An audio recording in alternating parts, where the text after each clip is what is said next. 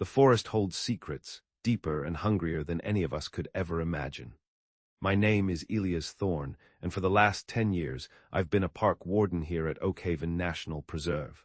Most folks, when they think of Oakhaven, picture pristine old-growth forests, glacial lakes, and towering peaks that kiss the clouds. They imagine peace, solitude, nature at its purest, and for a long time so did I. Every morning I'd stand at the window of my station, just like I am now, watching the mist burn off the canopy of ancient cedars and towering firs. The air would be cool and sharp, smelling of damp earth and pine resin, and I'd feel that familiar pang of gratitude. It felt like home, this wild, sprawling silence. But lately, the silence has felt heavier.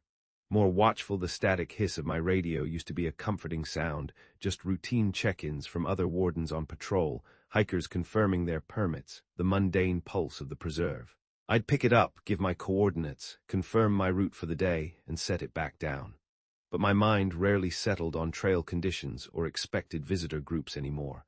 It always drifted back to my brother, Ronan. He was the reason I was here, in this uniform, in this life. Ronan was 4 years older, my polar opposite in many ways, yet completely inseparable in spirit. While other kids were caught up in video games or sports, Ronan was dragging me into the deepest woods, a beat-up copy of a naturalist's guide always tucked into his pack. He wasn't a soldier like some brothers I've known. Ronan was a scholar of the wild, a self-taught survivalist with a mind that chased forgotten lore and obscure ecological patterns. The wild holds secrets, Elias, he used to say, his eyes gleaming with that particular intensity he had, secrets that textbooks can't teach, things the mapmakers refuse to acknowledge. His pack was always ready by the door of his ramshackle cabin, not for a casual hike, but for an expedition. He taught me to track game by scent and broken twigs, to identify edible plants from poisonous ones, to build a shelter that could brave any storm. He taught me to listen to the forest, not just for sounds, but for whispers, for truths. I still keep the compass he gave me when I got this job. It's a simple brass one, but Ronan had meticulously etched strange, swirling symbols into its casing, symbols I'd never seen in any book. Something to guide you when your usual North Star isn't enough, he'd said, pressing it into my palm. The memory still makes my throat tighten. Our parents died when I was 19, a tragic accident deep in the preserve's wild interior. Their car went off a treacherous mountain road, miles from any trail, during a freak summer storm. The official report cited driver error and slick conditions, but Ronan, even then, had a different look in his eyes. He was 23, already deep into his independent research, but he dropped everything and came home immediately. He moved into the old family cabin, the same one I still live in, helping me navigate the sudden, crushing silence of grief. "What do you want to do now, Elias?" he'd ask me one night, sitting on the porch, passing a bottle of our father's aged scotch between us. I had no answer then. Without Ronan, I think I would have been completely lost. He took me deeper into the preserve, not just to hike, but to breathe. The forest, he said, could absorb our silence, could hold our sorrow when the cabin felt too small, too full of ghosts. By the time he went back to his own work, I'd made up my mind. I'd become a park warden. Ronan just nodded, like he'd known all along this was where I'd end up. While I found my place among the trees and regulations, Ronan delved deeper into his research.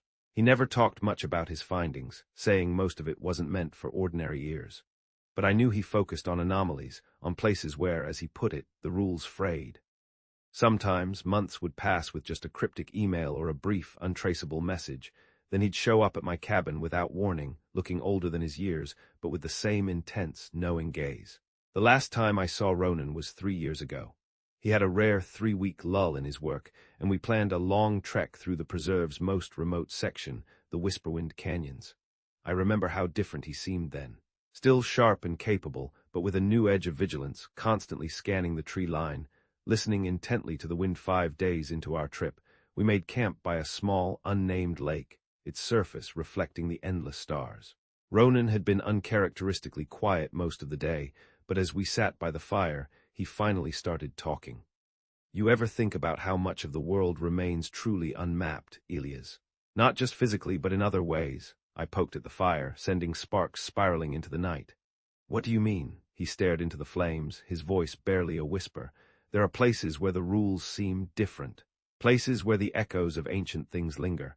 Thin places, they call them in some forgotten texts. corners of wilderness around the world where locals won't go, places with histories of disappearances stretching back centuries. I chuckled, trying to lighten the mood. Sounds like you've been reading too many of those dusty old texts of yours, Ronan. He didn't laugh. He just took a long drink from his canteen, his eyes sweeping the darkness beyond our campfire. Maybe. But have you ever noticed anything strange in your section of the preserve? Places where the animals won't go, unusual patterns of behavior in the wildlife? I shrugged. No, not really. The preserve's pretty well documented. We know what's out there. Do we? He gave me a look I couldn't quite decipher. There are gaps in our knowledge, Elias, things we've forgotten or chosen not to see. Things that don't want to be seen.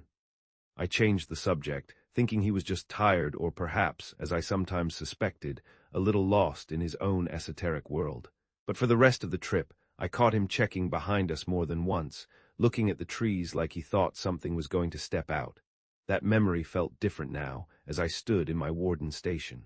Had Ronan known something was wrong with the forest? Had he been trying to warn me in his own way? I walked back to my desk and sat down, pulling out the duty roster for the day.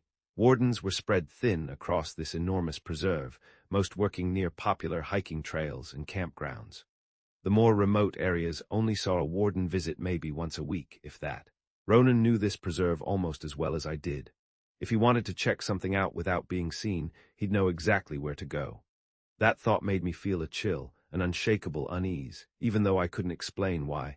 I picked up the etched compass, rubbing my thumb over the strange symbols Ronan had carved into its brass casing.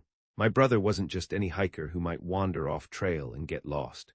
He was a master survivalist, someone who could live off the land for months, find his way through any wilderness on Earth. So what could make someone like him disappear without a trace? The question had no answer. I put the compass down and reached for my pack. I had a job to do, trails to check, visitors to keep safe. The ancient forest was out there, keeping its secrets under the dense canopy. The call came at 6:17 a.m. on a Tuesday. I remember checking my watch as I grabbed the receiver, thinking it was probably just the night warden calling with updates on the campgrounds. "Thorn," I answered, stifling a yawn. "Elias, it's Warden Barrett from Dispatch. We've got a situation." His voice had that careful, measured tone people use when delivering bad news. "Your brother Ronan missed his scheduled check-in last night. His research permit had him exiting the Whisperwind Canyons by sunset." The fog of sleep cleared instantly. Ronan never missed check-ins. Not once in all our years of hiking, of exploring the wild. It was a rule we both lived by, a pact of vigilance. "When was his last confirmed location?" I asked, already pulling my boots on with my free hand. 3 days ago at the Blackwood Overlook Station. He signed the log book, mentioned he was heading deeper into the unmapped sections of the Silent Peaks, exploring some of the undocumented fissures. Said he'd be out in 4 days. I grabbed my map from the wall, finding the Silent Peaks with my finger. The area was remote, one of the most isolated sections of the preserve, with dense old-growth forest and minimal trail access. Ronan had chosen his spot well if he wanted solitude. "I'm heading out there now. Get me a support team if you can and alert the county SAR." "Already notified them," Barrett said, his voice grim. "They're assembling a team. And Elias, I'm sure he's fine, probably just lost track of time." But we both knew better. Ronan Thorn didn't lose track of time. He was more likely to arrive early than late. Something was terribly wrong. Within an hour, I was at the Blackwood Overlook Station, reviewing the log book myself. I saw Ronan's distinctive, sprawling handwriting right there. R. Thorn Solo Research Expedition, Silent Peaks Fissures, 4 days. Nothing unusual in the entry, no hidden messages or clues. By noon, 23 searchers had shown up. I spread Ronan's intended route map across the hood of my truck. He planned to follow this ridge line up to the glacial melt, then cross this plateau to explore the fissure systems in the next valley, I explained, tracing the path with my finger. He's an experienced survivalist, a trained researcher of extreme environments, so standard search protocols won't be sufficient. We need to think differently. Warden Barrett, at 52, had been running search and rescue operations longer than I'd been alive. He nodded, his face etched with worry. "We'll split into 5 teams, maintain radio contact hourly. Helicopters are on standby for morning flights if necessary." That first day, we covered 15 miles of rough terrain, calling Ronan's name until our voices grew hoarse. Each team carried thermal imagers, high-powered binoculars, and tracking equipment. We found nothing. No discarded gear, no boot prints, no broken branches to indicate someone had passed through. As darkness fell, we made camp, planning to resume at first light. I barely slept, staring at the stars through gaps in the trees above, remembering how Ronan had taught me constellations on our childhood camping trips. If you ever get lost, he'd told me when I was 10, find Polaris, and you'll always know which way is north. Morning brought the promised helicopters, 2 from the Coast Guard with heat cameras. They flew over the valleys in a grid pattern while we kept searching on foot below. By the third day, our search team had grown to 45 people. Word had gotten around to wardens in the area, and help showed up from nearby preserves. On day 4, Ronan's peculiar network of contacts arrived. 4 quiet, intense individuals in nondescript outdoor gear who moved with the same alert, almost hyper-aware way I'd seen in my brother. They only gave us first names, a woman called Anya, a man named Kale, and 2 others I only knew as the twins. I knew not to ask anything else. We worked with Ronan, Kale said, his voice gravelly, his eyes assessing me. Heard he went missing in your backyard. Thanks for coming. The relief I felt was immense. These individuals knew Ronan's capabilities, understood how his mind worked, how he approached the wilderness. They joined our search teams, but also conducted their own independent searches, sometimes going off for hours before returning to the main group. I had a feeling they were using methods that went beyond normal search and rescue protocols. Tapping into Ronan's more esoteric research a week into the search, we'd meticulously covered Ronan's planned route and searched about 5 miles in every direction around it. Finding nothing was starting to tell us something critical. People don't just disappear without leaving any trace. I called a meeting at base camp. I stood in front of everyone, their faces tired after putting their normal lives on pause to help find my brother. We need to consider alternatives, I said. Either Ronan dramatically departed from his intended route, or something prevented him from leaving any trail. Kale spoke up, his voice low. We're requesting specialized satellite imagery from the days he was hiking. Might give us something to work with.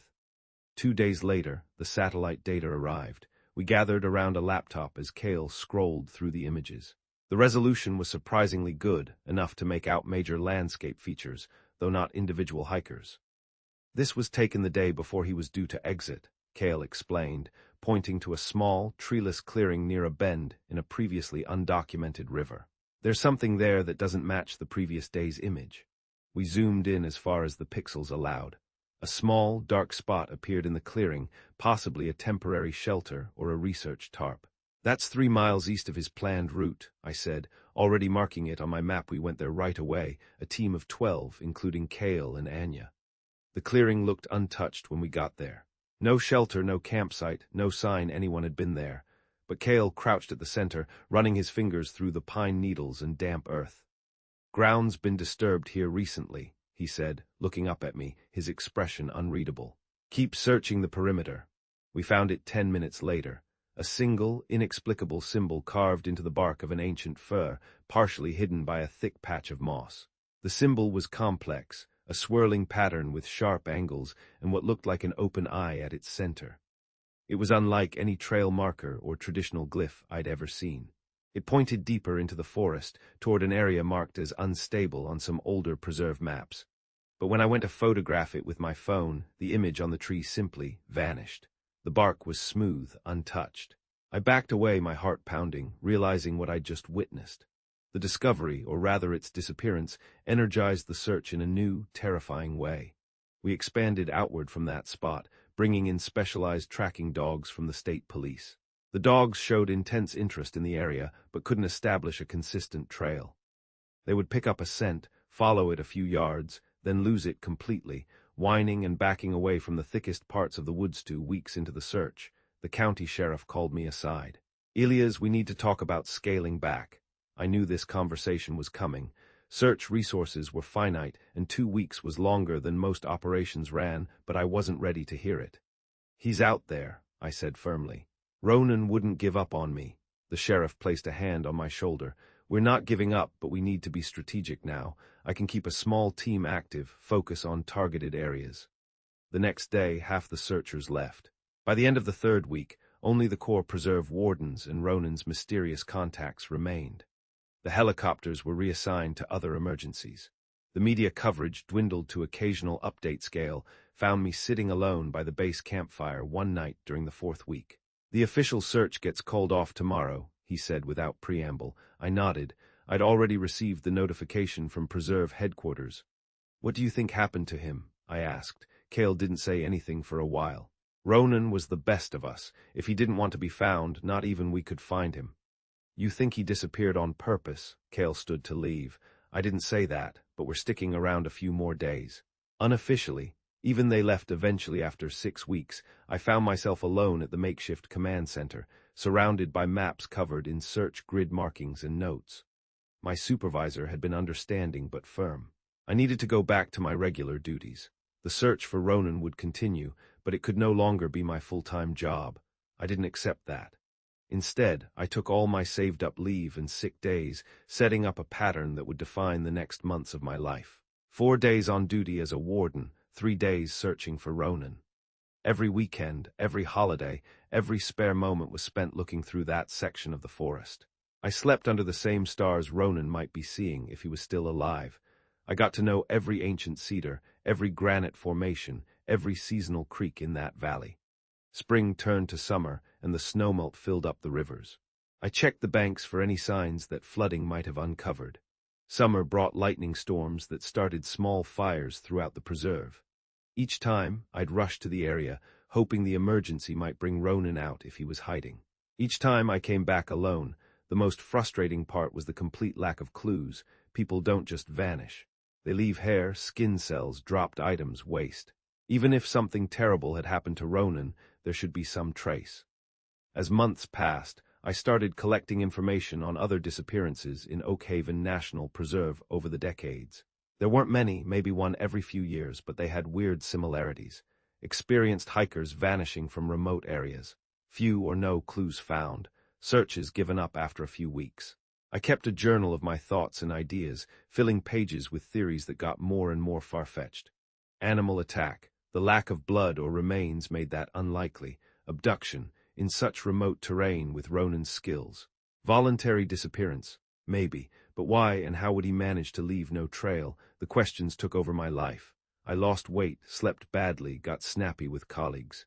My supervisor suggested counseling, which I went to just enough to keep my job 6 months after Ronan disappeared. I sat in the same clearing where we'd found that vanishing symbol, now long washed away by rain and time. The light was getting dim, and I should have been heading back to my camp, but I couldn't make myself move. "Where are you?" I asked the silent forest. The trees had no answers for me. But as I finally stood to leave, I had a thought that had been building in my mind for months. The lack of evidence wasn't just weird, it made no sense. It went against everything I knew about wilderness tracking and human behavior. People don't just vanish without a trace. Not even someone with Ronan's skills could disappear so completely, unless someone or something had taken him. The thought should have seemed crazy, something I only believed because I was sad and tired. Instead, it felt strangely, terrifyingly right, suddenly making perfect, chilling sense. I grabbed my pack and walked back to camp, my flashlight showing the way as it got darker. For the first time in months, I felt like I had a plan. I didn't know what had happened to Ronan yet, but I was starting to understand what hadn't happened. The rain hit my cabin windows hard, matching how fast my mind was racing. March brought the worst storms of the year to Oakhaven National Preserve, and tonight was just as bad. Water ran down the glass in sheets, making it hard to see the dark forest outside. I sat at my desk, staring at my tablet screen, reading the same words over and over until I couldn't think of anything else. From Ronan Thorne Secure Channel date, March 15th, 9:46 p.m. Subject alive. Trap message. Elias, I'm alive, but I'm trapped. There's a rift in the forest, not natural. I can't get out on my own. Coordinates, 47 degrees 351.194 N, 124 degrees 328.2 W. Come alone, trust no one, not wardens, not law enforcement, not even my contacts. They wouldn't understand what's happening here. Urgency, severe 7 months. Ronan had been missing for 7 months.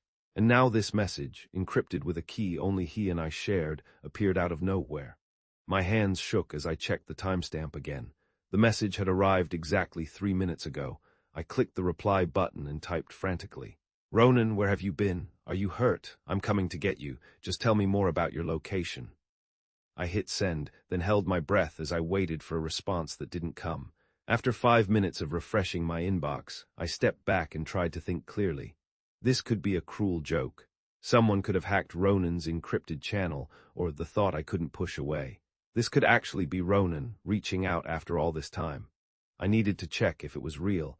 I pulled up the message's header information and started tracing its origin.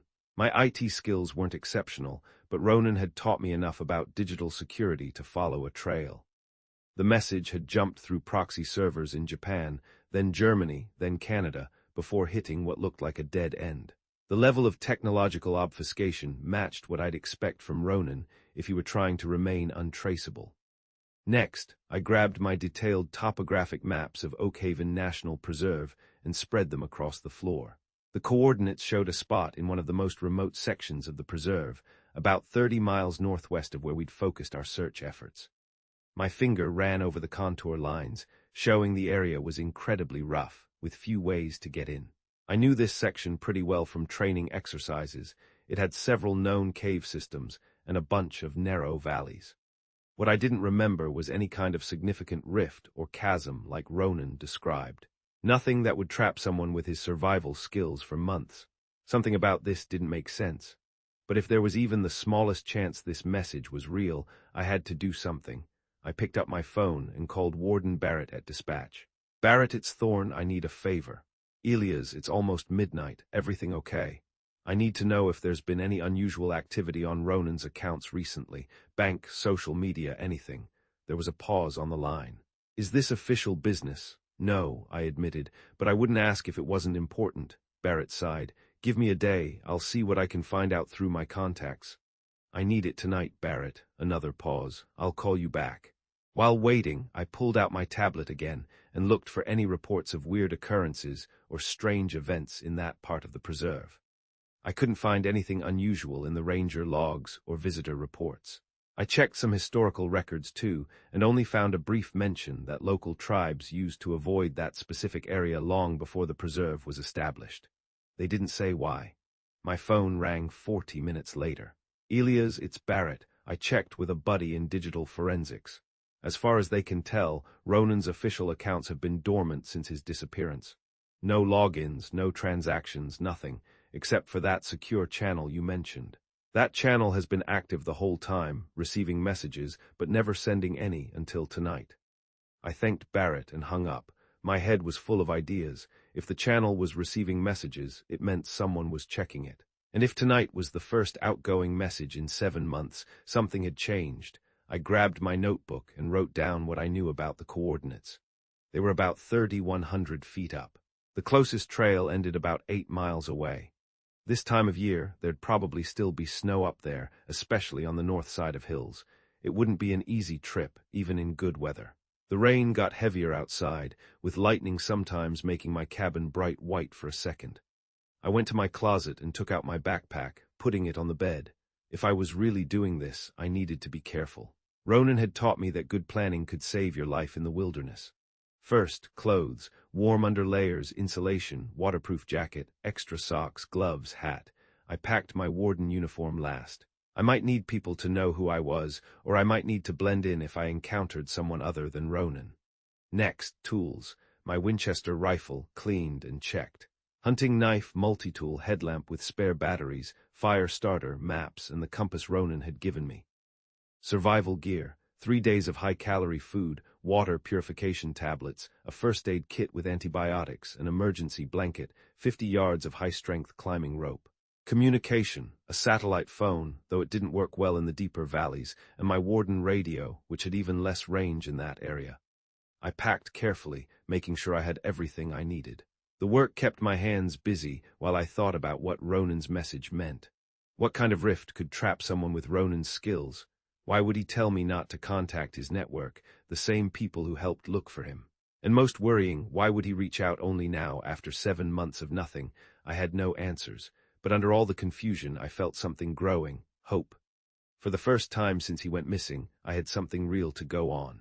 Not just theories or desperate searches, but actual coordinates and a message, encrypted with his touch by 3 o'clock a.m., my pack was ready. I sat at my kitchen table with coffee, writing a note to my supervisor. I couldn't tell her the truth. She'd either stop me or send a proper search team. Neither worked with Ronan's warning to come alone and trust no one. I wrote something vague: need to take personal time immediately, family situation.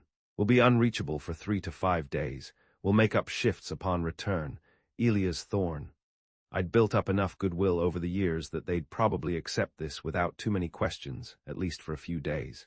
By the time anyone got truly concerned, I'd either have found Ronan, or I didn't let myself complete that thought. The storm was starting to ease as dawn came closer. I checked the weather forecast for the next week. Clearing tomorrow, followed by 3 days of pretty stable weather before another front moved in. Not ideal, but workable. I'd dealt with worse conditions during search and rescue operations. I put the coordinates into my GPS unit and double-checked them against my maps. The route would take me west from the ancient Sentinel trailhead, following main trails for the first 15 miles before I'd need to go off-trail through much tougher, uncharted terrain. If I pushed hard, I could reach the area in 2 days. As I finished getting ready, I found myself looking at the small, brass compass Ronan had given me years ago. I picked it up, feeling how it fit in my hand, the cool metal strangely comforting. After hesitating for a second, I put it into my jacket pocket, something to keep him close. The first light of dawn was breaking through the clouds as I locked my cabin door. The rain had finally stopped, leaving the forest wet and fresh. The air smelled of damp earth and pine, the scent of the wilderness Ronan and I both loved. I loaded my gear into my truck and climbed in, taking one last look at the cabin in my rearview mirror. If Ronan's message was real, everything would change after today. If it wasn't, I pushed that thought away too. I started the engine and pulled onto the service road that would lead me to the main highway. The coordinates were in my GPS. My pack was in the back, and my mind was made up. Whatever was waiting for me at those coordinates, rift, chasm, or something else entirely, I would face it. For 7 months, I'd been searching for answers about Ronan's disappearance. Now I was finally going to get them. The Sentinel Trail disappeared behind me as I headed northwest into unmarked territory. My boots sank into moss-covered ground that probably hadn't felt human footsteps in years. I checked my GPS again, still 19 miles to Ronan's coordinates. I kept my pace steady but quick. Morning fog hung between the very old trees. Everything looked gray, and sounds were muffled in the damp air. My backpack dug into my shoulders, packed with everything I might need to rescue my brother from whatever this rift might be. "I'm coming, Ronan," I whispered to myself, the words swallowed by the vast, oppressive silence around me. By midday, I reached the first major obstacle. A ravine cutting across my path, about 30 feet deep, with a creek running along its bottom. In summer, I could have crossed it easily, but March rains had turned the creek into a rushing torrent. I spent an hour hiking upstream until I found a fallen cedar that created a natural bridge. I tested it with my weight before committing to the crossing. The trunk was slick with moss but stable. Ronan's voice came back to me as I carefully inched across. 3 points of contact at all times, Elias. Hands and feet working together, that's what keeps you alive. The terrain got harder with each mile. Oakhaven's backcountry was raw, unforgiving, a wilderness with secrets, even after people had explored it for 100 years. The climb kept getting steeper, and my thighs burned as I pushed through thicker, clinging bushes. I made camp that night beneath a rocky overhang, eating cold rations to avoid making a fire. The coordinates were still a day's hike away, and something about Ronan's warning to trust no one made me cautious about leaving any evidence of my presence. I spread my sleeping bag on the hard ground and lay awake for hours. Listening to the forest sounds and watching stars appear between the treetops. Morning came with light rain and lower temperatures. I packed quickly, forced down a protein bar, and resumed my trek. The GPS showed 12 miles remaining, but in this terrain, that meant another full day of hiking. The forest changed as I kept walking. The trees got bigger and older with huge, gnarled trunks. There were fewer bushes on the ground, even though there was plenty of water and sun. It was weird, like nothing wanted to grow there. I also noticed fewer birds around. First, I just had a feeling something was off. Then, I realized I hadn't scared up any grouse or thrush for hours. By afternoon, I found some weird rock formations. Not natural outcroppings, but stones set up in rough circles, each about 6 feet across. They looked like the stone arrangements you sometimes see at ancient sites, except these looked brand new. The stones seemed recently placed, with clean surfaces and no lichen growing on them.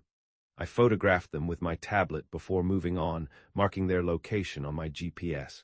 Something to investigate later, perhaps. The day stretched on. I crossed 3 small streams, pushed through a section of forest scarred by an old fire, and navigated a field of massive boulders left by ancient glaciers. My legs were completely worn out, but I pressed onward. The thought of Ronan waiting drove me forward. As evening approached, my GPS indicated I was less than a mile from the coordinates. The forest had become eerily quiet. No birdsong, no squirrels chattering, not even insects buzzing. Just the sound of my own breathing and footsteps crushing damp leaves. The trees here were the biggest I'd seen. Huge Douglas firs and western hemlocks, hundreds of feet tall, with trunks wider than my truck. The branches were so thick above that it was already getting dark on the forest floor, even though it wasn't evening yet. I should have known this area. After working as a warden for 10 years, I thought I knew every part of Oakhaven National Preserve, even the remote backcountry. But nothing looked right. Not the trees, not the land shape, not even how the light came through the leaves. It felt like I'd walked into some part of the preserve that wasn't on any map.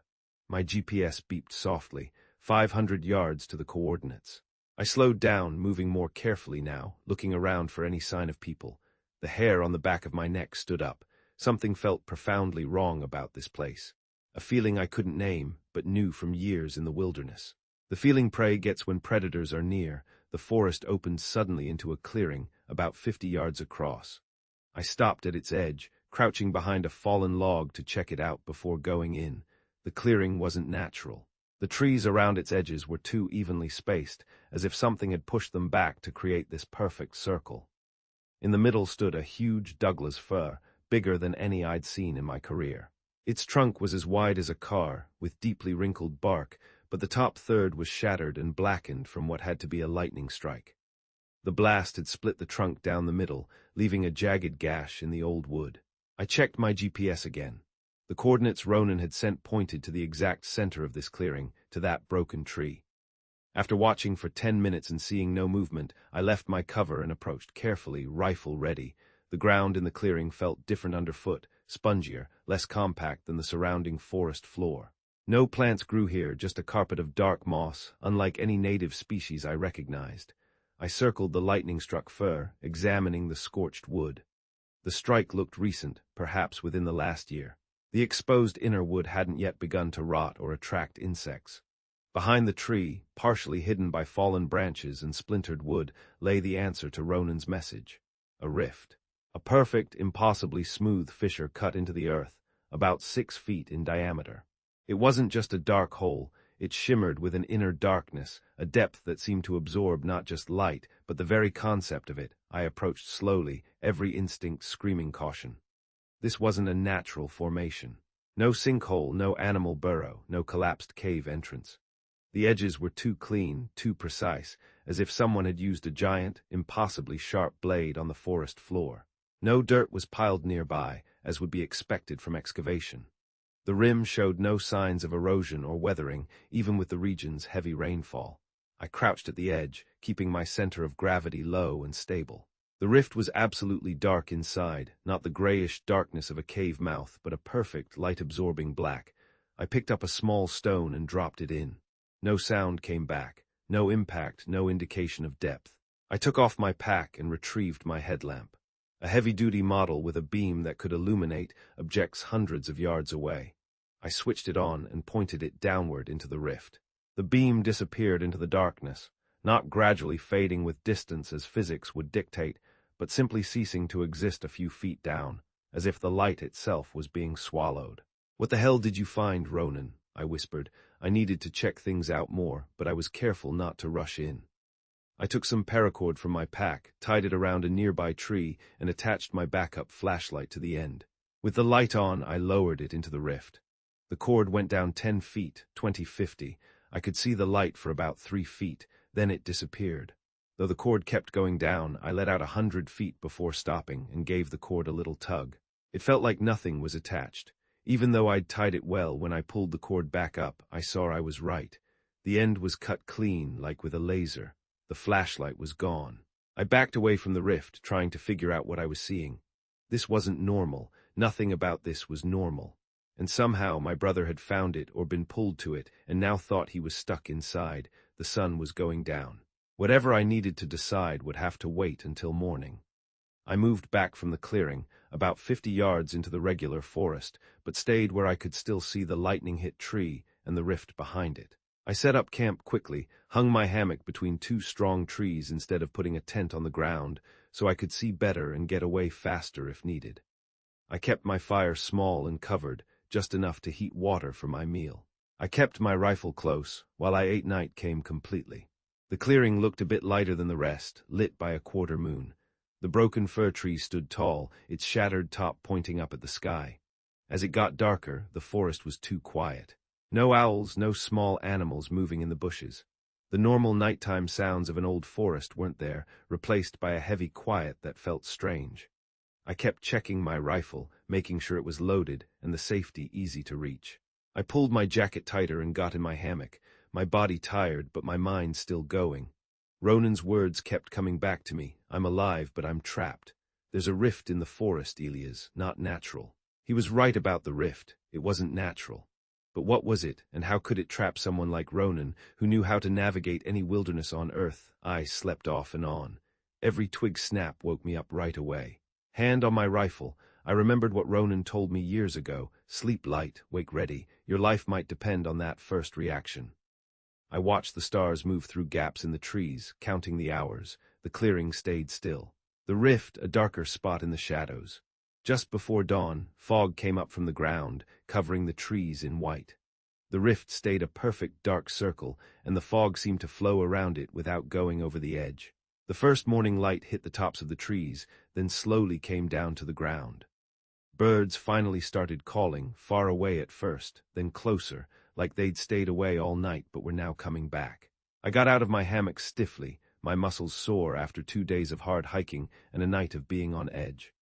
The clearing didn't look as scary in daylight, but the rift was still a perfect black circle on the forest floor.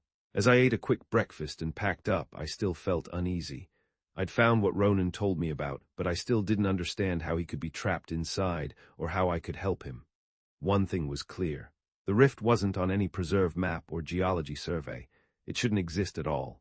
But here it was, making no sense, swallowing light and objects without a trace. And somewhere beyond that perfect darkness, my brother was waiting for me to find a way to bring him back. The morning sun came through the branches overhead as I began my 3rd day at the site. Yesterday had turned up nothing useful. No tracks, no dropped gear, nothing to suggest Ronan had ever been here except the coordinates he'd sent. Still, I refused to give up. If Ronan had found this rift and somehow gotten trapped inside, there had to be evidence. I pulled out my field notebook and sketched the clearing again, marking where the rift was compared to the lightning-struck Douglas fir. The perfect circle of darkness looked the same in the daylight, a black disk about 6 feet across that seemed to soak up not just light, but sound too. When I stood near it, my footsteps sounded quieter, like the air was being squeezed. I need to be systematic about this, I said aloud, my voice sounding flat in the strange acoustics of the clearing. I laid out the area like a grid, breaking up the clearing and about 50 yards of surrounding forest into sections. In each section I did the same thing, looked at the ground for anything weird, checked fallen leaves and sticks for stuff that shouldn't be there, and tried to find any bits of cloth, gear, or signs someone had been there. By lunchtime, I'd done about half the grid. Nothing, not even animal tracks, which was weird for this part of the preserve. It was like animals stayed away from this place on purpose. I stopped to eat and checked my satellite phone, still no service. I wasn't shocked. These deep valleys usually kill the signal, but it meant I was totally cut off from everyone. Nobody knew where I was. Nobody would come looking if I got into trouble. After eating, I kept searching, moving in bigger circles around the rift. The ground here was mostly bare, with some moss patches here and there. In a normal forest, you'd see piles of rotting leaves, fallen sticks, and bushes. Here, the ground was weirdly clean, almost like someone had swept it. Later in the afternoon, I started checking out the rift itself. I went to the edge carefully, remembering how it had cleanly cut my rope yesterday. Getting down low, I looked at the rim more closely. The edge was perfectly round and really sharp, not worn down like any natural hole would be. I took out sample containers from my pack and got soil from different spots around the rim. The stuff was unlike anything I'd seen in all my years as a warden. Fine, black powder almost like ash, with nothing living in it. It didn't feel like dirt at all. More like ash, but heavier and a bit oily when I touched it. I wrote down where each sample came from and put them in my pack. Ronan had hinted this rift wasn't natural. These soil samples might help prove that when I got them tested. As the sun started to go down, I went back to my camp 50 yards from the clearing. I built up my small fire again, making sure to keep it hidden so the light wouldn't spread too far. The forest had been super quiet all day, but as it got dark, I expected to hear the usual night sounds. Owls, small animals moving around, coyotes howling in the distance. Instead, it just got even quieter. I heated water for my dried food, trying hard to hear anything besides my fire crackling. Nothing. No wind in the trees, no bugs, no animals. The silence felt heavy, like it was pushing against my ears. I looked at my watch. 9:43 p.m. The darkness between the trees was complete now, with only my tiny fire pushing it back. I kept my rifle close while I ate, always looking into the shadows. After eating, I pulled out my journal and wrote down everything I'd seen during the day. I drew the rift again, noting how big it was and its exact location. I wrote about the weird soil and how there were no animal tracks anywhere. I wrote about the unnatural quiet. When I finished, I put more wood on the fire and got ready for another night of bad sleep.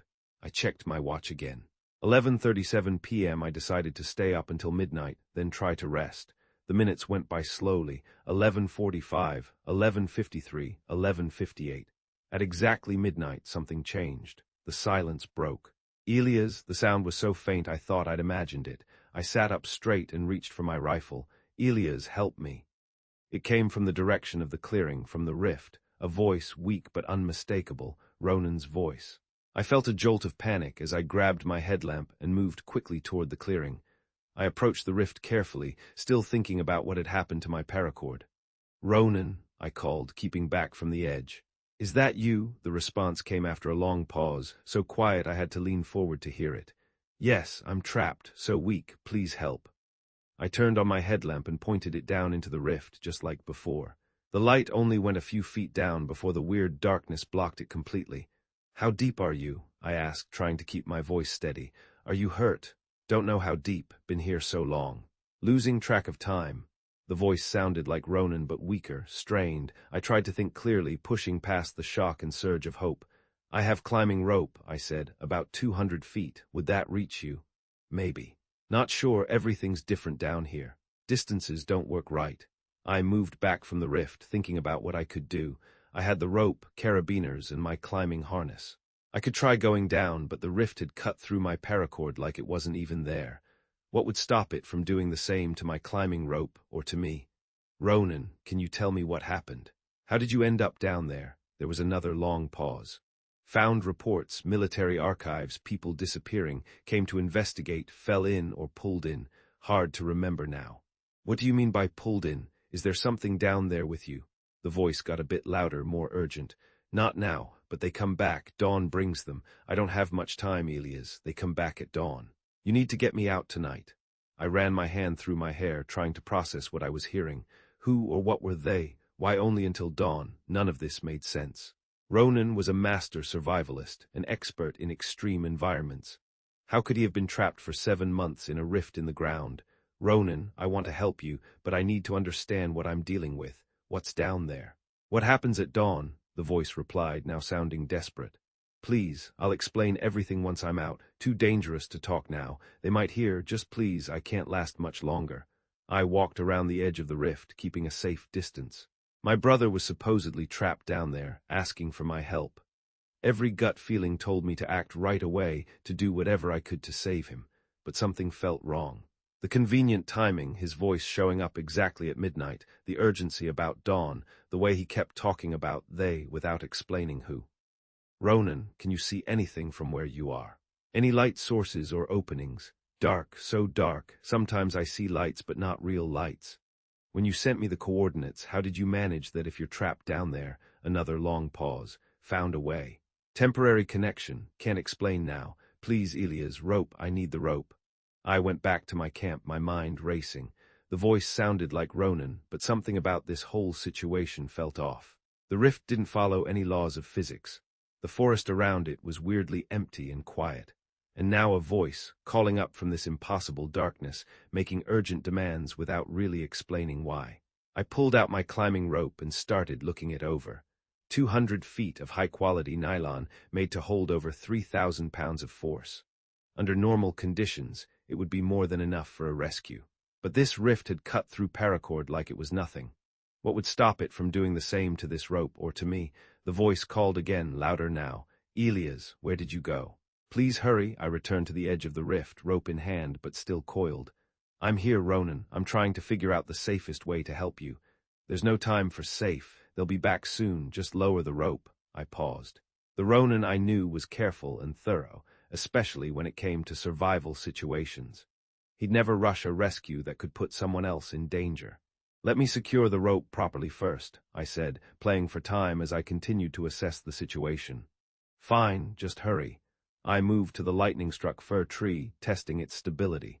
The massive trunk was solid, even with the damage at the top, a good anchor point.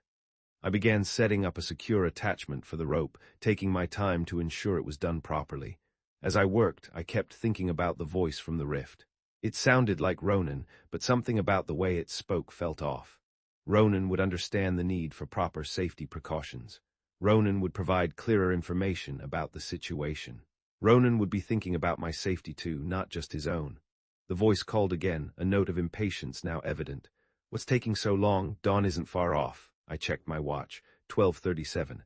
Dawn was still hours away. I finished securing the rope to the tree and walked back to the edge of the rift, the free end of the rope in my hands. "I need to know more before I lower this," I said firmly. "What exactly is down there with you?" "Who comes at dawn?" The voice paused, then answered with a hint of panic. "There's no time to explain all that. You wouldn't understand anyway. Just lower the rope now, or it will be too late." I stood my ground, rope still in hand. Ronan would want me to be careful. He'd want me to understand what I was getting into. The voice grew louder, more insistent. "I'm dying down here, Elias. After everything I've done for you, you're going to stand there asking questions while I die." That didn't sound like my brother at all. Ronan had never used guilt as a weapon. "Just a few more questions," I said. "Then I'll lower the rope. How deep are you? Can you see the opening from where you are?" "I told you, distances don't work the same down here.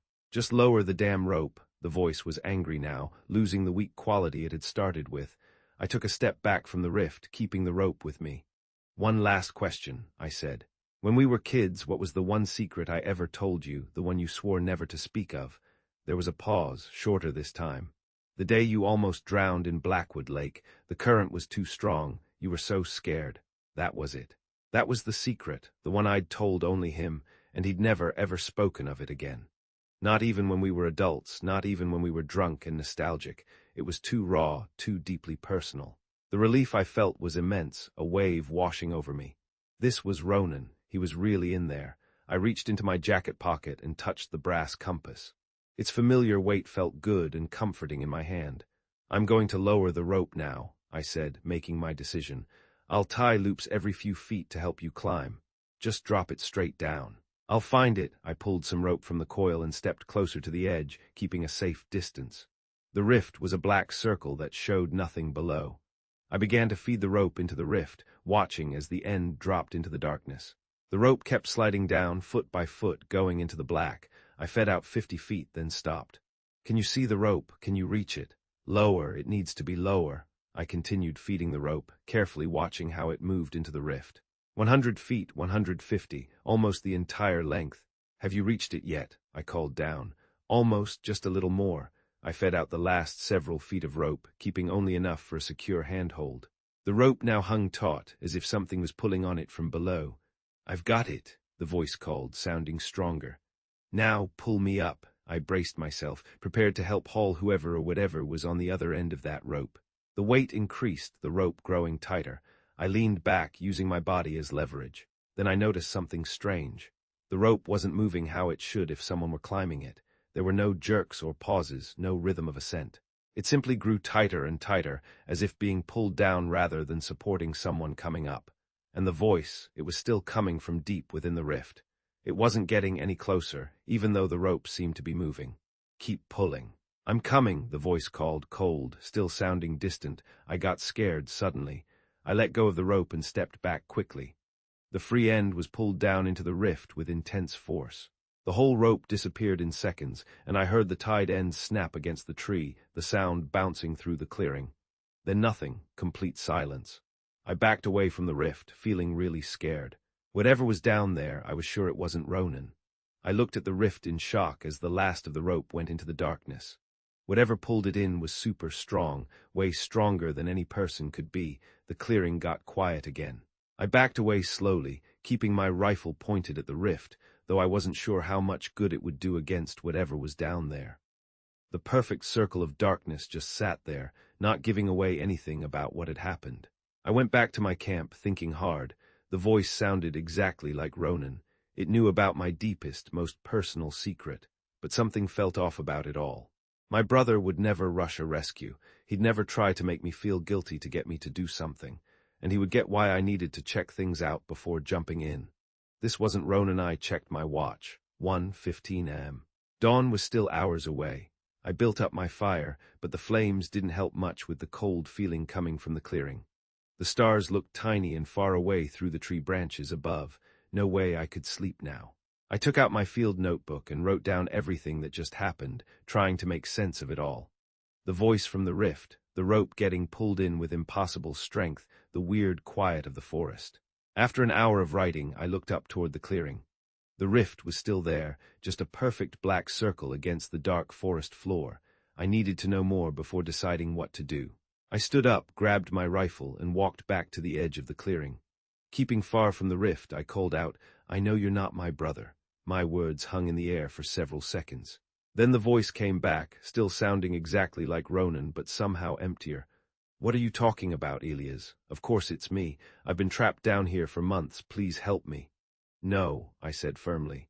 "My brother would never rush a dangerous rescue. He'd never try to make me feel guilty for being cautious, and he'd never use that secret."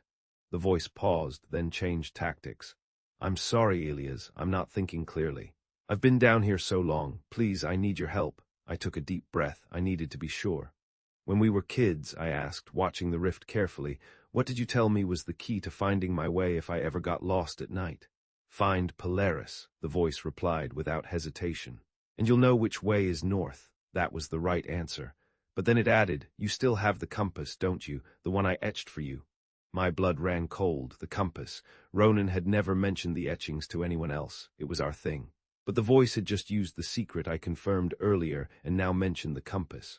I hadn't brought it up since I arrived. I tightened my grip on the rifle. "You're not my brother," I said. This time the silence lasted longer. When the voice came back, it still sounded like Ronan, but there was something different about it, something that gave me the creeps. "Why are you waiting? I need help now." I didn't respond. I stood my ground, watching the rift, waiting to see what would happen next. The air around me began to get colder. I could see my breath in front of my face in the middle of a mild spring night. The temperature was dropping fast, in a way that didn't seem normal. "Please, Elias." The voice changed again, becoming weak and pleading. "I'm dying down here. I don't have much time left. Please help me." I remained silent, my finger resting lightly against the trigger guard of my rifle. "After everything I did for you," the voice suddenly snarled, all pretense of weakness gone. "You're just going to leave me?" The anger in the voice was raw and vicious. Nothing like Ronan and I took another step back, watching as the moss around the edge of the rift began to frost over.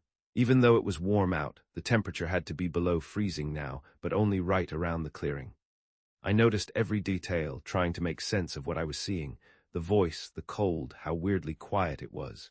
None of it followed the laws of nature I'd spent my career watching and protecting. For hours, the voice kept changing, pleading, then angry, then trying to reason with me. Each time, small details gave it away. It used phrases Ronan never would. It mentioned events that never happened. It didn't know things my brother would definitely know. I stayed there until the sky started getting light. As morning came, the voice got more frantic, its tricks more obvious. "Elias, you need to help me now. There's no more time." The desperation seemed genuine, but I held my ground. The first rays of sunlight broke through the trees, hitting the edge of the clearing. As light spread across the forest floor, the voice suddenly went quiet. The weird cold pulled back, and the frost on the moss melted quickly in the morning warmth. The rift was still there, a perfect circle of darkness, even with the daylight growing stronger. But something had changed. The silence felt different now, more like the normal quiet of a forest waking up than the heavy stillness of the night. I walked up to the rift carefully, staying several feet from its edge. The sunlight couldn't reach into its darkness, just like my headlamp couldn't either. I walked around it once, looking for any changes, but found nothing. Back at my camp, I heated water for coffee and breakfast, feeling totally worn out but still too wired to relax. I took out my field notebook again and wrote down everything from the night. How the voice tried to trick me, the sudden cold, and how it shut up exactly when dawn came. None of it fit with anything I knew, but it was real. The rift was real, the voice was real, and they were somehow connected to Ronan's disappearance. I needed more information before I could do anything. Going into that rift was clearly what the thing wanted, and I wasn't going to play along. Not until I knew what I was dealing with. I spent the morning widening my search area, checking for any other weird stuff in the surrounding forest. I found nothing. No tracks, no equipment, no signs of Ronan or anyone else having been here. By afternoon, I'd thoroughly checked the area and went back to watching the rift. It hadn't changed at all, still a circle of darkness that just didn't belong here. As the sun started to go down, I made up my mind. I would stay one more night. Whatever was down there had gone quiet at dawn. Maybe it would come back when it got dark. If I was going to figure out what happened to Ronan, I needed to watch this thing for at least one more night. I set up my camp better, gathering more firewood and making sure my rifle was clean and loaded.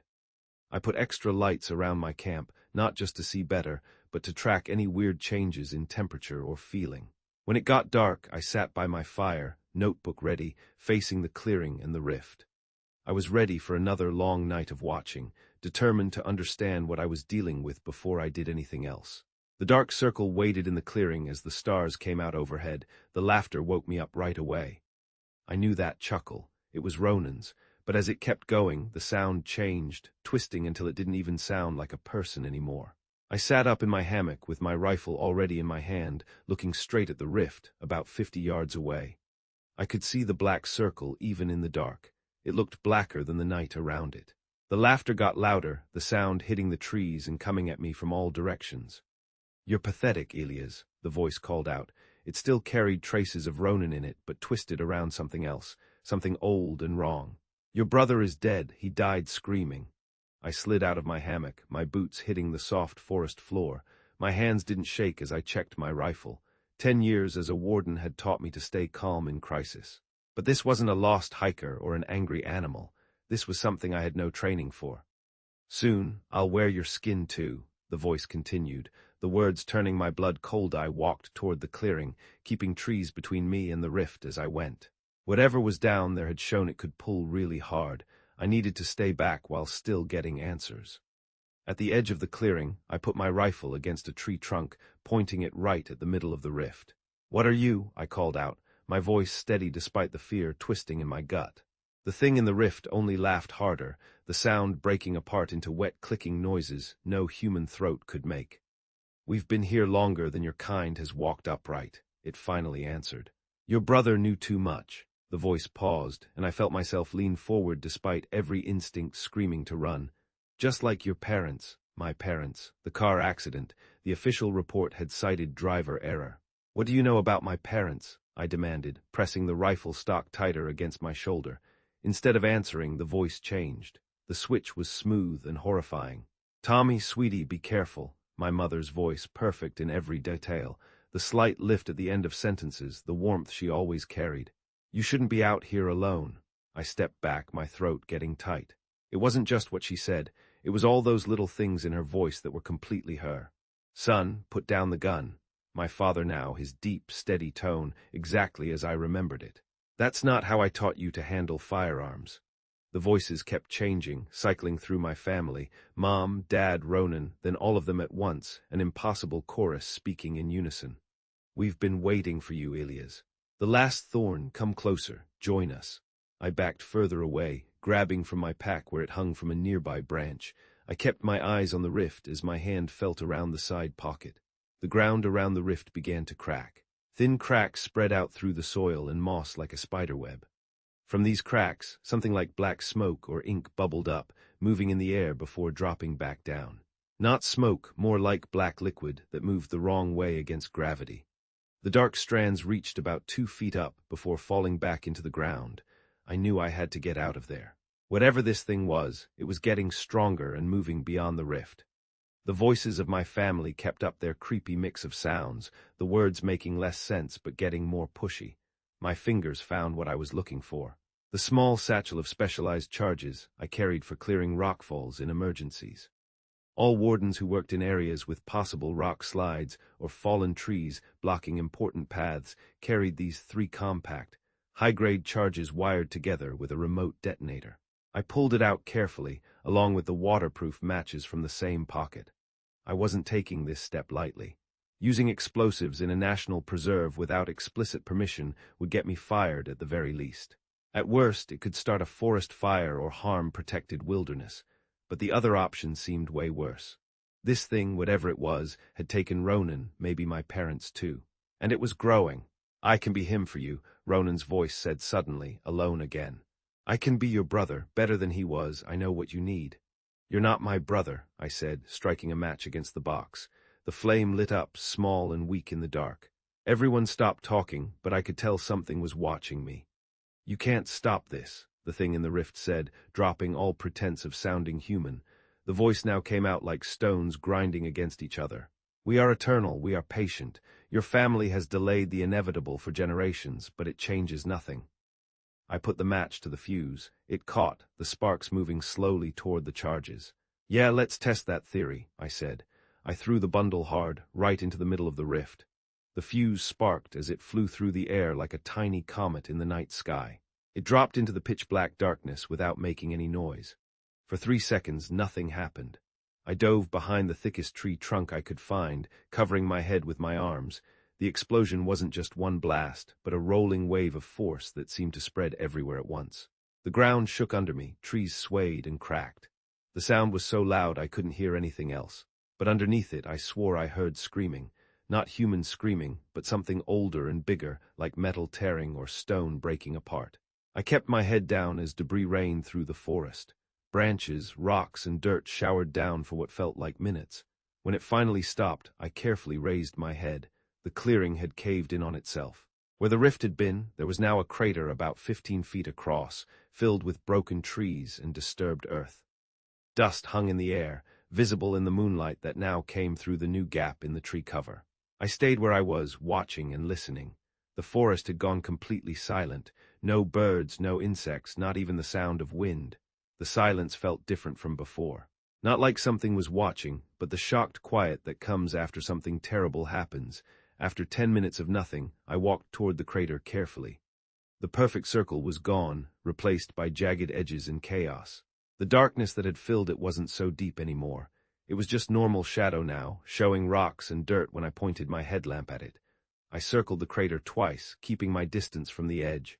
Nothing moved, nothing spoke. The voices were gone. Still, I felt watched.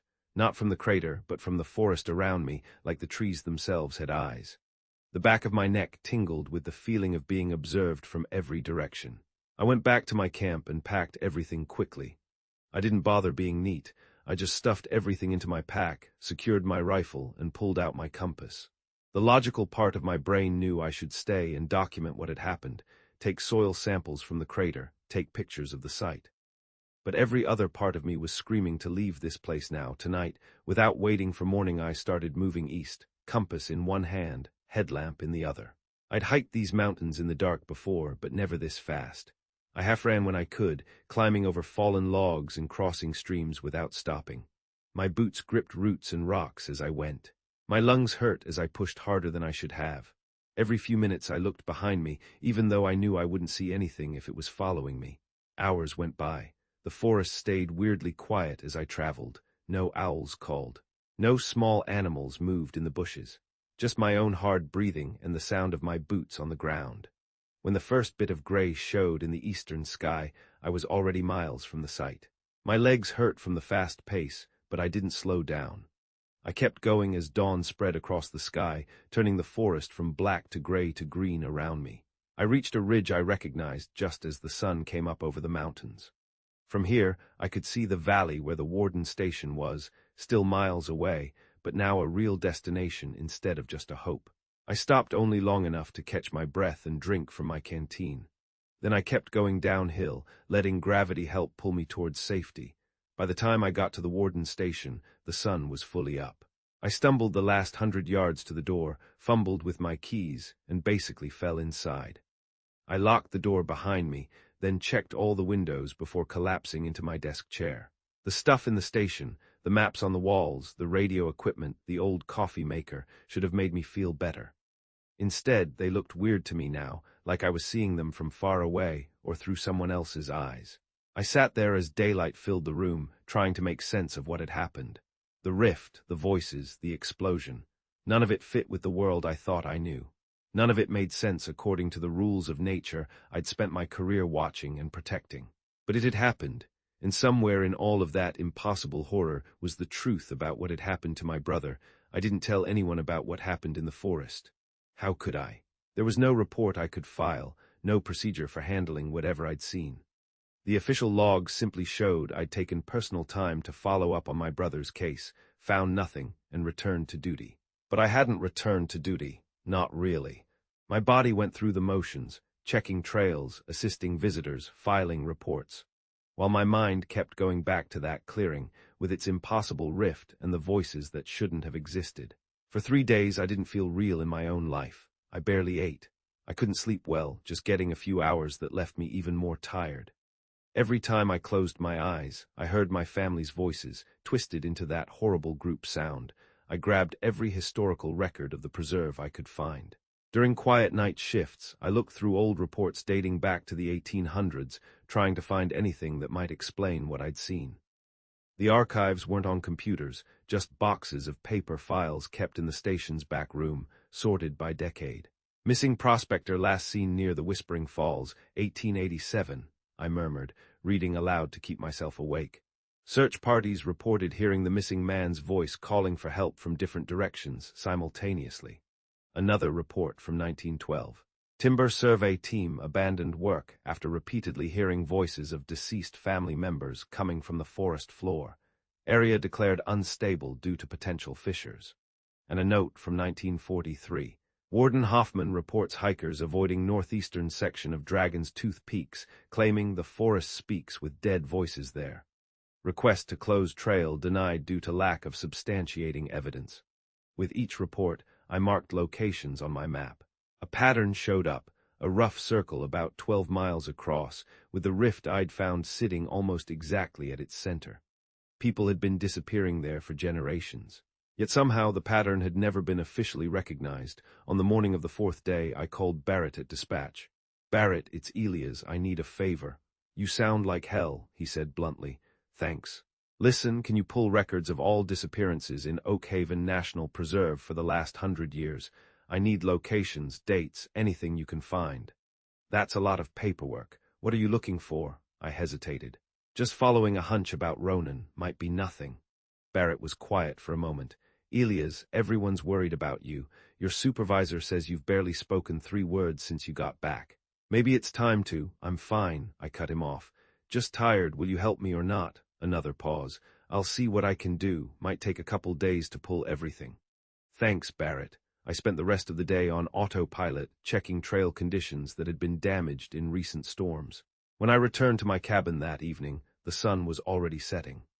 I microwaved something that might have been beef stew and ate it standing at my counter, barely tasting it.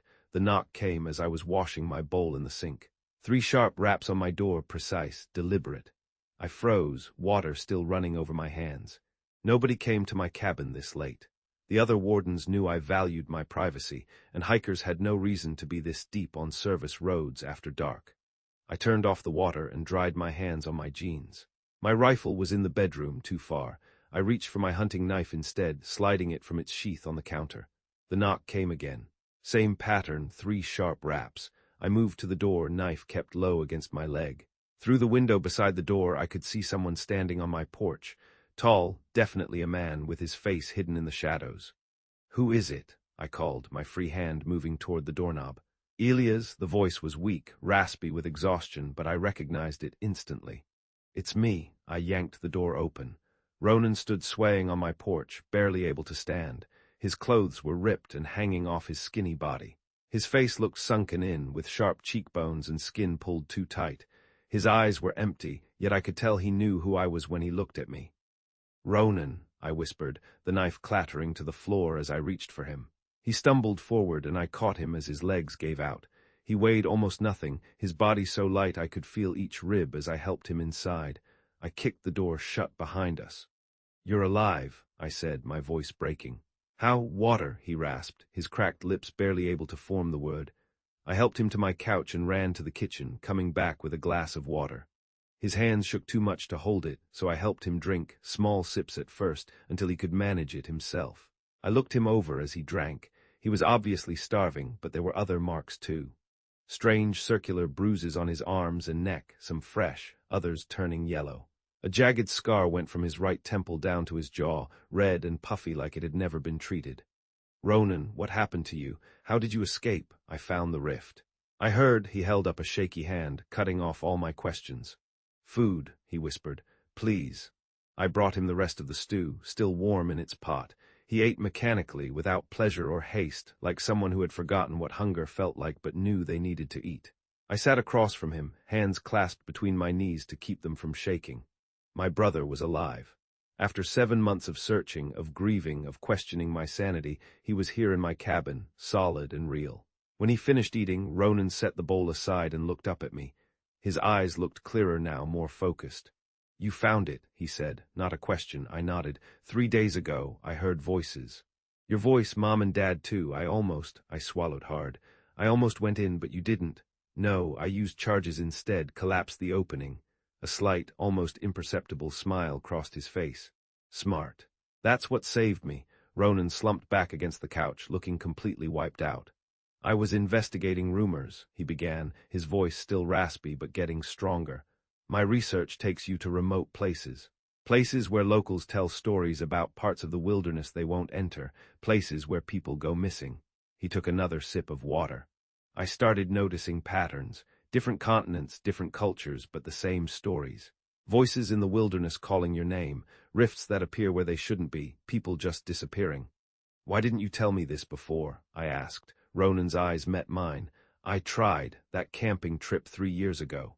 I was testing the waters, seeing if you'd noticed anything strange in your section of the preserve." I remembered that conversation by the lake, Ronan asking about unmapped places, about areas animals avoided.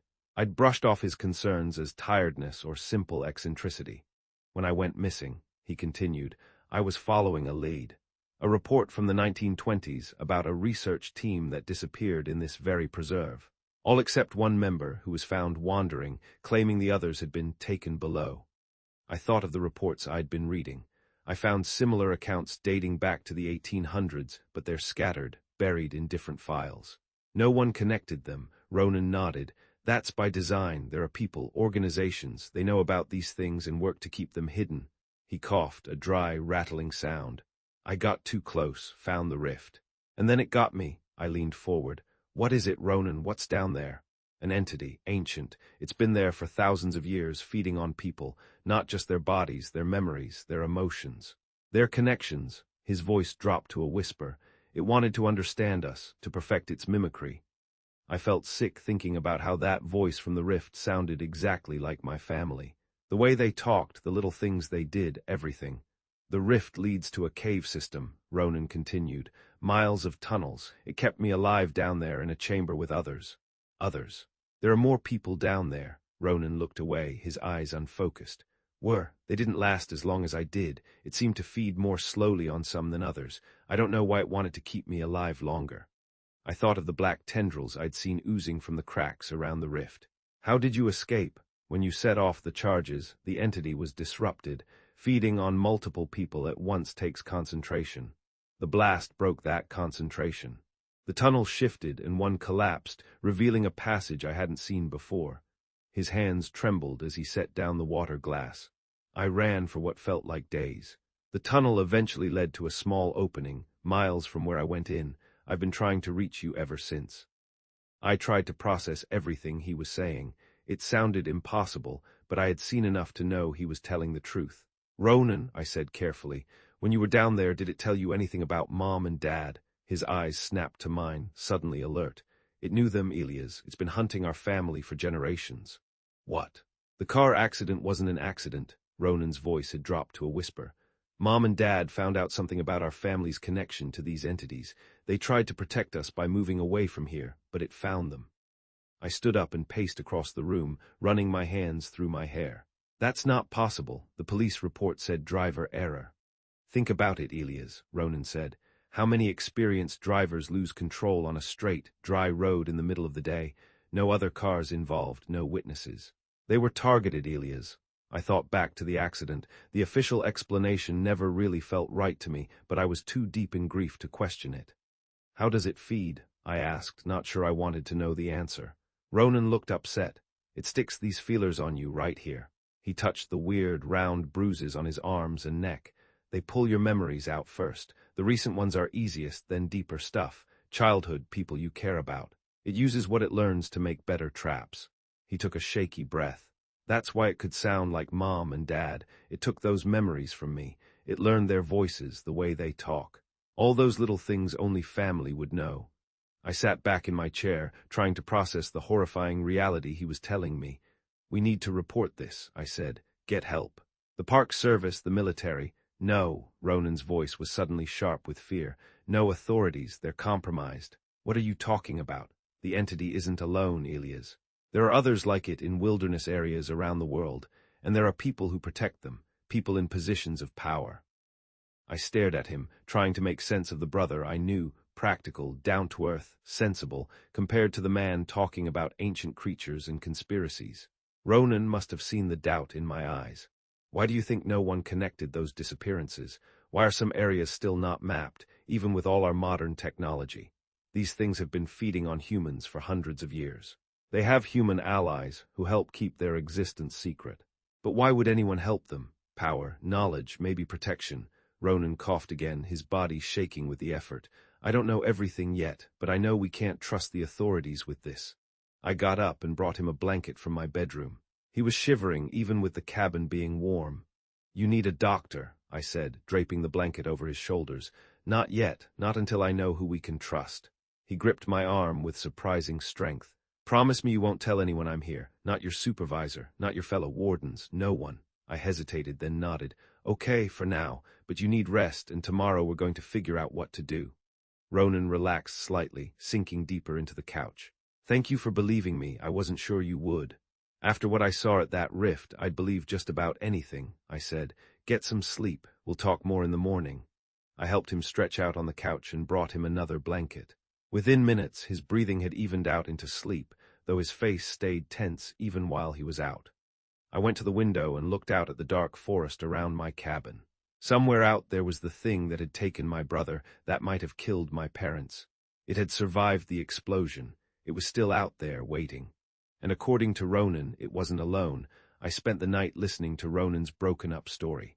His sleep was restless, with sudden jerks and mumbled words I couldn't make out. Whenever he woke up, he'd start talking again, like he hadn't stopped, bits of his story coming out between long silences. They've been here since before us, Ronan said during one of his more lucid moments around 3:00 a.m. His voice was stronger than it had been earlier, but his eyes kept darting to the windows. These creatures live in wilderness areas all over the world, deep forests, mountain ranges, caves, deserts, anywhere humans rarely go. How many are there? I asked, keeping my voice low, as if something might be listening. Dozens. Maybe hundreds. Ronan's fingers absently traced one of the circular bruises on his neck. They feed on us, but not like animals eat prey. They consume experiences, memories, connections between people. He explained how they lured humans, using voices of loved ones, voices harvested from previous victims. That's how it knew Mom and Dad so perfectly, I said, my stomach turning at the thought. Ronan nodded. They're excellent mimics, not just voices, mannerisms, phrases, inside jokes. Things only family would know. He coughed, a dry rattle in his chest. The longer they feed on someone, the more they can use. Those other people you mentioned being down there with you. Gone now. Ronan looked down at his hands. The entity fed on them completely. I think it kept me alive longer because of our family connection. Early in the morning, as the first light came through my cabin windows, Ronan told me the worst part of his story. Our family has a special connection to these things, he said, sitting up straighter despite his exhaustion. Our great-grandfather, William Thorne, was part of that research team in the 1920s, the one I mentioned earlier. I leaned forward. The expedition where everyone disappeared except one person. He was the survivor, William Thorne. Ronan's eyes met mine. The official story was that the others died in a landslide. The truth is, he found one of these creatures. Made some kind of pact with it. I froze. What kind of pact? I don't know all the details. Ronan rubbed his temple, where the jagged scar ran down to his jaw. The entity showed me fragments. Memories it had taken from others in our family. I think William offered it something in exchange for his life. Whatever deal he made, it's been passed down through our bloodline. That's why it's been hunting our family specifically. I think the pact is unraveling, Ronan said. Or maybe William never intended to honor it. He spent the rest of his life researching these entities, looking for ways to fight them. He went on, explaining how the creatures had followed our family for generations. The information came in disconnected pieces, William's journals hidden somewhere, a network of researchers who knew the truth, government agencies that had covered up evidence.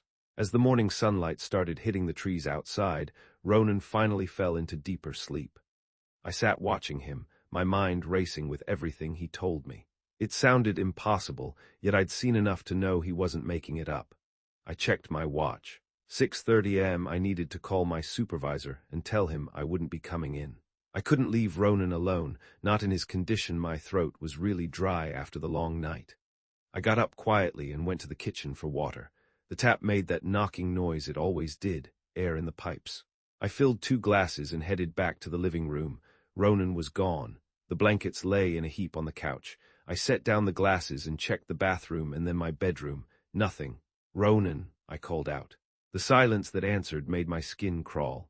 The front door was still locked from the inside. I opened it and stepped onto the porch, trying to spot him anywhere. The morning was quiet except for birds singing in the distance. "Ronan," I shouted. My voice bounced off the trees and faded. I went back inside, starting to panic. He'd been too weak to walk on his own last night. How could he have disappeared so quickly? Back in the living room, I saw something on the coffee table that hadn't been there before, a folded piece of paper. I opened it to find a message written in Ronan's neat handwriting. "Ilias, you need to leave now. The explosion didn't kill it. Nothing can, it's recovering and will come for you. Our parents discovered the truth and tried to protect us by moving away, but it found them. Trust nothing in this forest. Your memories have been manipulated. We were brought here as part of a larger plan. I've gone to find answers and end this. Don't follow me. One of us needs to survive." I read the note 3 times, my hands shaking. Our memories had been manipulated. What larger plan? And how had Ronan gone from barely able to stand to disappearing without a trace? I stood there, not moving, until something made me look toward the window. Nothing was there, just trees and morning light. But I felt like someone was watching me. The birds had stopped singing. I didn't think about what I was doing next. I just did what Ronan had taught me all those years ago, react. I grabbed my duffel bag from the closet and started throwing clothes into it. No folding, no sorting, just grabbing whatever I could reach. I took my emergency cash from the hollow book on my shelf, my passport, and the brass compass Ronan had given me. Everything else could stay. As I packed, I kept expecting to hear a knock at the door or voices calling from the forest, but the morning was completely quiet. I paused in front of my warden uniform, hanging on the bedroom door. 10 years of service, a career I had loved, people I cared about. All of it had to be abandoned now. I left the uniform hanging there. I tossed my bags into the truck and took one last look at my cabin. This place had been my home for a decade, the first that truly felt like mine after our parents died. Now it looked wrong somehow, strange. If Ronan was right and my memories had been manipulated, how much of my life here had been real? I got into the truck and started the engine. As I pulled onto the service road, my phone buzzed. It was Barrett. "Ilias, where are you? You're scheduled for North Trail inspection this morning." I thought about making up an excuse, something that would sound reasonable, but Ronan's warning came back to me. "Trust nothing in this forest." "I can't explain now," I said. "I'm sorry, Barrett." "Ilias, what's going on? Are you okay?" I ended the call and turned off my phone. The service road curved through 5 miles of forest before reaching the main highway. 5 miles of trees that suddenly seemed like they were watching me. I drove faster than was safe on the narrow dirt road. the truck bouncing over ruts and potholes. Each turn showed only more trees, crowding close on both sides. For miles 3-2, the forest kept going. 1 mile from the highway, I checked my rearview mirror and jumped. For a moment I thought I saw Ronan standing among the trees, watching my truck drive away. But when I blinked, there was nothing there except trees. I pushed the gas pedal harder and the truck sped up. The highway appeared ahead, empty in both directions. I turned east, away from Oakhaven National Preserve, away from the career I'd built, away from the brother I'd found and lost again in just 12 hours. I didn't know where I was going or what I'd do when I got there. I only knew that Ronan was right. One of us needed to survive, to end this. And for now, surviving meant putting as much distance as possible between myself and whatever waited in that forest. What was your favorite part of the story? Want more stories like this? Follow for more.